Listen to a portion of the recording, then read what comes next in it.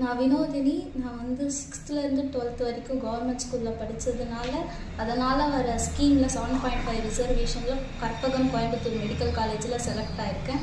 எனக்கு வந்து அப்பா கிடையாது. 9th படிக்கும் போதே அப்பா தவறிட்டார். அம்மாவும் கொஞ்ச நாள் தான் கூலி வேலைக்கு போக முடிஞ்சது. அம்மாவாலையும் குடும்பத்தை பார்த்துக்க முடியல. அப்புறம் அண்ணா தான் என்னை வந்து ஃபுல்லாகவே ரன் பண்ணது, குடும்பத்தை ரன் பண்ணது எல்லாமே அண்ணா தான். ஸ்கூல்லையும் ரொம்ப சப்போர்ட் பண்ணாங்க. 6th-லேருந்து 12th வரைக்குமே ரொம்ப சப்போர்ட் பண்ணிகிட்டே வந்தாங்க ஒவ்வொரு இயரும். 11th 12thலாம் ரொம்ப மோட்டிவேட் பண்ணாங்க. என்ன படிக்கணும், எப்படி படிக்கணுன்ற வே ஆஃப் டீச்சிங்லாம் சொல்லி கொடுத்தாங்க.